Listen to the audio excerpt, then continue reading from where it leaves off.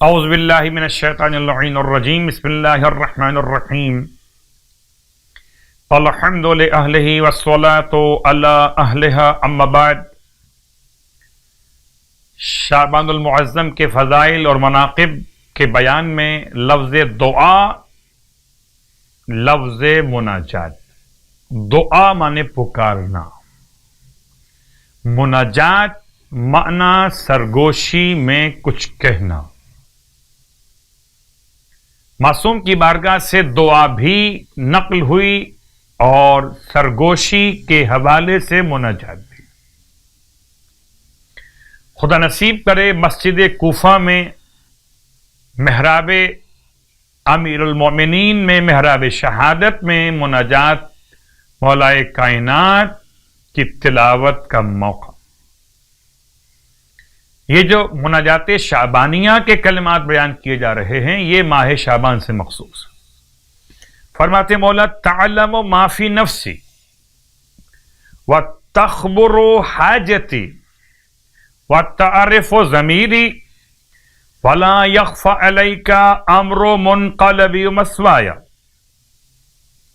اے خدا، تو میرے نفس میں کیا ہے وہ جانتا ہے، تو میری حاجتوں سے باخبر ہے، تو میرے پوشیدہ کو بھی پہچانتا ہے، تجھ پر پوشیدہ اور مخفی نہیں میرا کوئی بھی معاملہ، چاہے معاملہ منقلب ہو یا معاملہ مسوا ہو، ہر ایک معاملہ ظاہر اور غیر ظاہر سب تجھ پر آشکار اور نمایاں ہے۔ وما اريد ان ابدی بہ من منطقی، اور اے خدا میں نہیں چاہتا کہ یہ معاملہ میں سب کے سامنے ظاہر کروں۔ اللہ اکبر۔ یہی سمجھیے کہ مکتب عشق میں مانگنا عیب ہے، میں بھی خاموش ہوں وہ بھی خاموش ہیں، ان کو سب ہے خبر اس لیے چپ ہوں میں، کیا ہوا آنکھ میں گر نمی آ گئی۔ وہاں معاملہ عشق زبان شاعر میں، یہاں معاملہ عبدیت بس زبان مولا میں۔ ماہ شعبان کی آج کی رات کی نماز